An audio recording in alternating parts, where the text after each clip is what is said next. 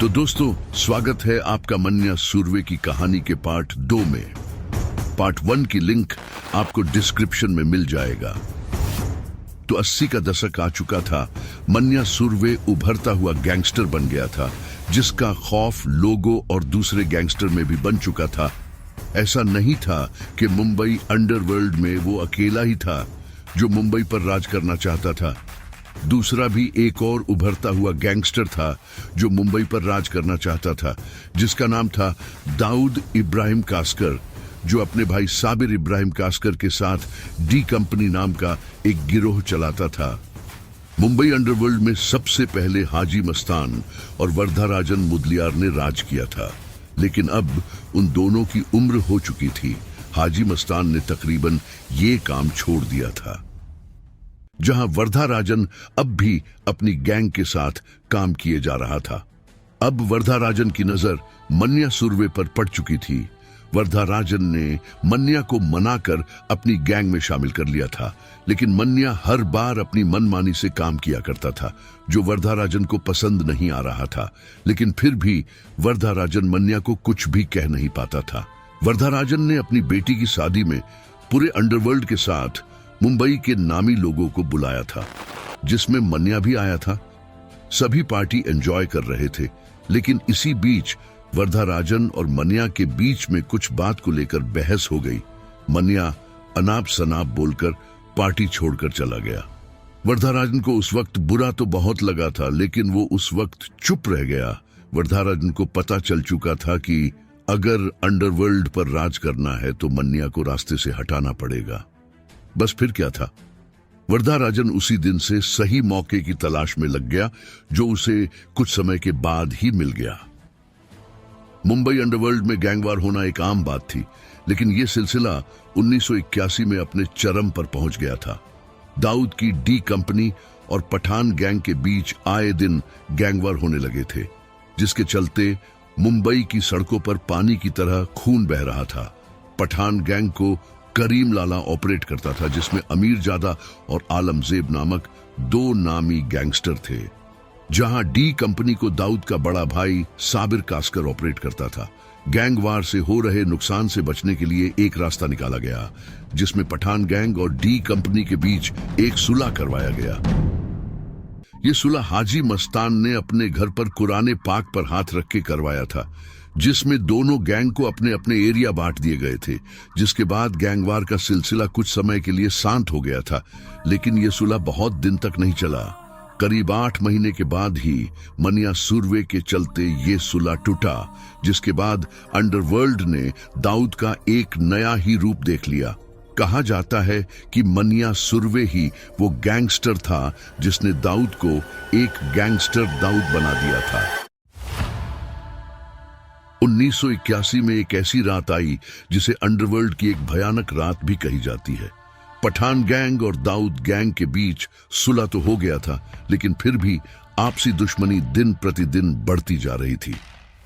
उसी बीच पठान गैंग के अमीरजादा और आलमजेब ने एक प्लान बनाया, जिसमें साबिर कास्कर को मारने का तय किया गया। पूरे अंडरवर्ल्ड में मन्या ही वो इंसान था जो ये काम कर सकता था, जिसके तहत मन्या को साबिर का सफाया करने की सुपारी दी गई। मन्या हमेशा पूरी प्लानिंग के साथ काम करता था, जिसने साबिर की हर हरकत पर नजर रखी और एक प्लान बनाया। दरअसल शादी के बावजूद साबिर एक चित्रा नाम की लड़की से अक्सर मिलता रहता था। एक दिन साबिर रात के 1 बजे चित्रा को लेकर बाहर निकला था, लेकिन उसे पता नहीं था कि कोई और भी था जो उसी की ताक में बैठा हुआ था। प्लानिंग के हिसाब से मन्या सुरवे, अमीरजादा और आलमजेब ने साबिर की कार का पीछा किया। जब साबिर को इस बात की भनक हुई कि कोई उसका पीछा कर रहा है, तो उसने एक पेट्रोल पंप पर अपनी कार रोक दी। साबिर ने चित्रा को कार से बाहर निकाल दिया। तभी वहां मन्या सुरवे और उसके साथी पहुंच गए, जिन्होंने बंदूक और चाकू से साबिर पर हमला कर दिया, जिसमें साबिर की मौत हो गई। कहा जाता है ये वही हादसा था जिसके बाद दाऊद एक खूंखार अपराधी बन गया। दाऊद ने ठान लिया कि वो अपने भाई की मौत का बदला लेकर ही मानेगा, और ऐसा दाऊद ने करके भी दिखाया। साबिर की मौत के 2 महीने बाद ही दाऊद ने अमीरजादा और आलमजेब को ढूंढ निकाला और मौत के घाट उतार दिया। दाऊद को यह भी पता चल चुका था कि साबिर की मौत के पीछे का मास्टरमाइंड मन्या सुरवे था, लेकिन मन्या दाऊद के हाथ नहीं लग रहा था। लेकिन कहते हैं ना कि गलत काम का अंजाम गलत ही होता है, वैसा ही मन्या सुरवे के साथ भी हुआ। मन्या ने कई बेजुबानों की जान ली थी, कई लोगों को लुटा था, कई लोगों को बेघर किया था। वैसा ही अंजाम उसके साथ भी हुआ। मन्या सुरवे की मौत उसकी ही गर्लफ्रेंड के कारण हुई थी। मुंबई में मन्या का आतंक बहुत बढ़ चुका था। पुलिस ने भी ठान लिया था कि अब कुछ भी हो जाए वो मन्या को मार के ही दम लेंगे।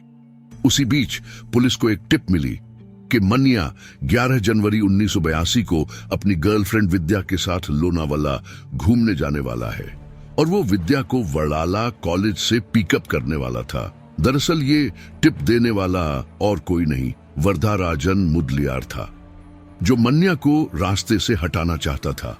यहां तक कि वडाला कॉलेज जाने के लिए अपनी कार तक वरदाराजन मुदलियार ने मन्या को दी थी। उस वक्त मुंबई पुलिस में इशाक बागबान, संजय तांबट और यशवंत भिड़े मन्या पर घात लगाकर बैठे थे, जिन्होंने मन्या को पकड़ने का ऑपरेशन बनाया था। पुलिस की टीम स्टूडेंट के भेष में कॉलेज में मन्या की राह देखे बैठे थे। जैसे ही मन्या विद्या को लेने वडाला कॉलेज पहुंचा, भिड़े ने उसे पहचान लिया और इशाक बागबान और संजय तांबट को इशारा कर दिया। इशाक बागबान उसी वक्त बंदूक लेकर मन्या के सामने पहुंच गया और उसे सरेंडर करने के लिए बोल दिया। लेकिन जो मन्या 9 सालों से पुलिस को चकमा दे रहा था, वो इतनी आसानी से मानने वाला नहीं था। मन्या जवाब में वहां से भागने लगा तो पुलिस ने ताबड़तोड़ फायरिंग शुरू कर दी। इशाक बागबान और संजय तांबट ने मन्या को चारों ओर से घेर रखा था। मन्या का बचना अब नामुमकिन हो चुका था। पुलिस को मौका मिल चुका था, जिसमें इशाक बागबान और संजय तांबट ने ताबड़तोड़ जवाबी हमला कर दिया, जिसमें मन्या को 8 गोलियां लग गई। लेकिन फिर भी वो मरा नहीं था। मन्या को एम्बुलेंस में ले जाया गया। कहते हैं मन्या जब तक होश में था वो पुलिस वालों को गालियां दे रहा था। गोलियां लगने के तकरीबन 20 घंटे के बाद मन्या की मौत हो गई।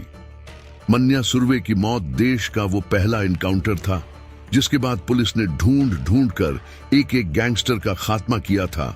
मन्या की मौत के 1 साल के अंदर ही उसकी पूरी गैंग का भी सफाया हो गया था, जिसमें शेख मुनीर की मौत भी पुलिस एनकाउंटर में हुई थी।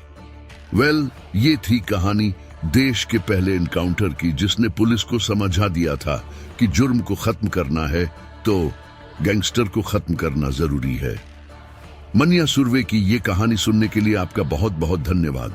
हम आपके कमेंट का इंतजार करेंगे, जिसमें आप हमें ये बताइए कि आगे आप किसकी कहानी सुनना चाहते हैं। और हाँ, बिना लाइक और सब्सक्राइब किए जाएगा मत, क्योंकि हम सच्चाई को कहानी में बताते हैं।